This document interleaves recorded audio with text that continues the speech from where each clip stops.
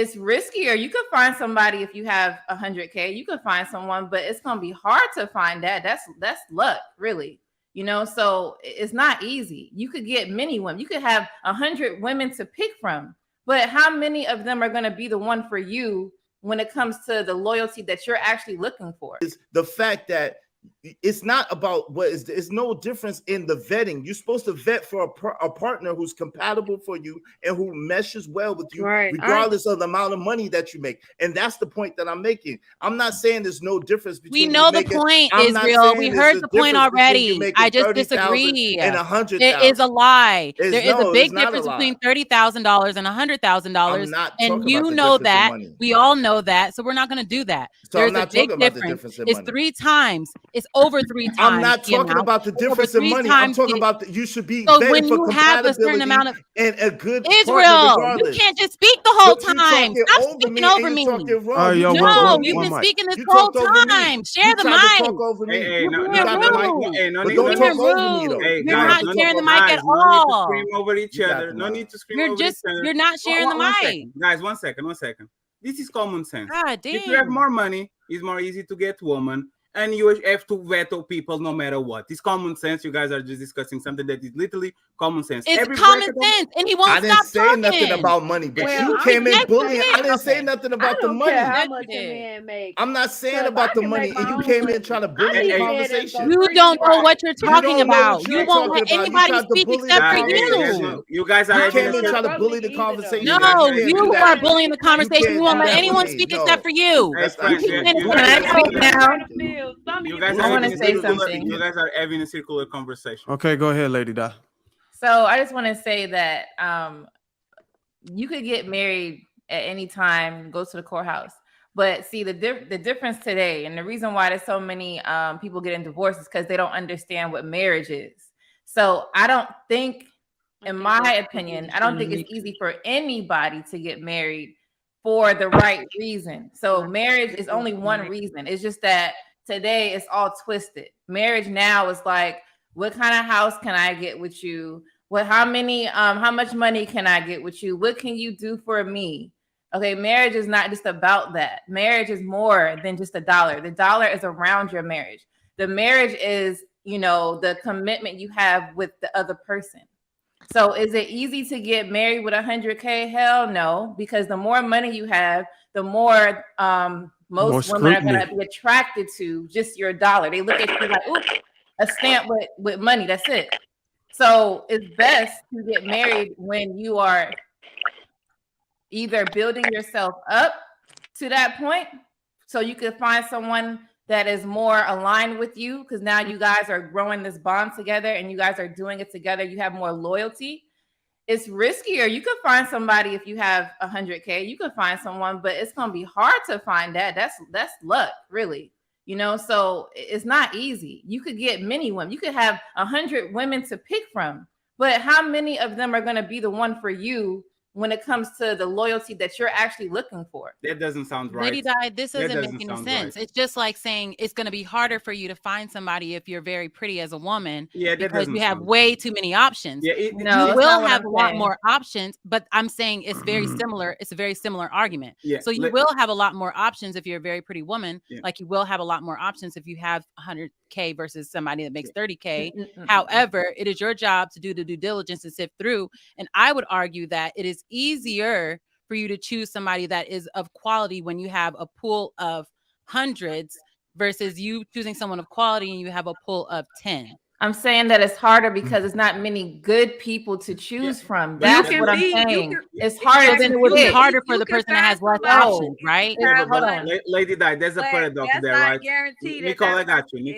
Person for you. Yeah, but the thing is like a beautiful woman, a supermodel from Victoria's Secret, go to a very like a woman that looks like a witch, like a mole on the nose and all fat, and says, "You are so lucky. A man that loves you will love you for you." But nobody is going to love her, right? So it's like we get the point, right? A broke man will have a woman that will love him for him. But the reality is that the guy with the money probably is going to have the pick of the litter, and actually he will choose who he wants, not who comes to him. It's very different because a broke man and an ugly woman will choose a small pool of people that come to them. A beautiful woman and a rich man will have everyone to their disposal. So if they miss, it's on them. It's very if you're smart and you're trying to find a wife or you're trying to find a husband, you should. What marriage is, though. I think where we getting lost at. I think it's hard for both girls to get married. Because regardless of what situation you're talking about, having more money just comes with a different set of problems, but they're problems nonetheless. So if you don't have any money, you may have your problem may be that you have less options. So you have a smaller pool to choose from.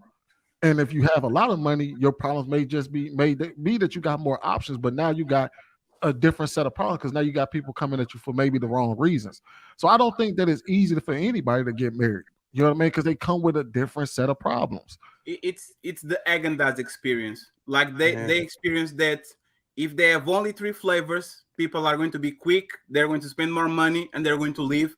But if you put 27 flavors, they will take a lot of time to pick because they don't know what they're going to do, and they going to spend less money than they would if they had only 3 options. So the way it works is today, if you wait till you're on your purpose and you got your 100K or 200K or 500K, whatever, you're going to have a really shallow vision on who you want to marry. Your standards are going to be so high because you've worked so hard to get what you want. You want to settle for no mediocrity at all. So you're really going to become very picky. We're talking about marriage. We're not talking about just options, just smashing anything. We're talking about somebody that you're going to go ahead and you're gonna turn in your player card. This is it. You know what I'm saying? This is it. You're coming out of the game. That's why it's so hard to do it that way. That's why I tell guys all the time, if you want to try to find somebody who appreciates you, make them invest at the same rate and the same time you invest. Start young. Find a woman that's on the same level as you as a young man, and y'all build together. If y'all build together and invest equally on y'all journey and y'all marriage, y'all appreciate everything y'all put in. Y'all won't be so quick to walk away from each other because y'all have established everything together.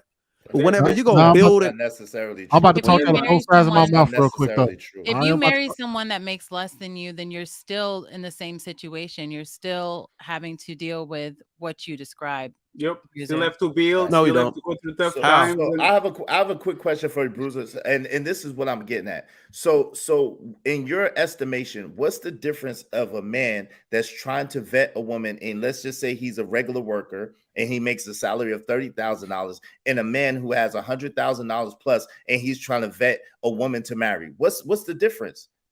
The difference is the man with $30,000. A lot of women look at that man as an average man, and they don't really even pay attention to this guy.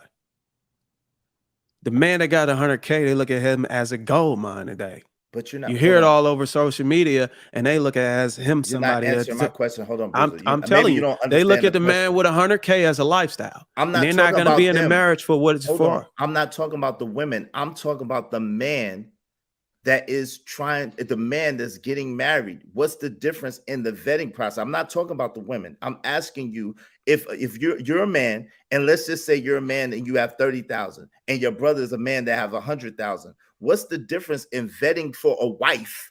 The difference is vetting for a wife. If I'm making 30,000, I'm going to be vetting a wife who can help me, who's going to be a helpmeet.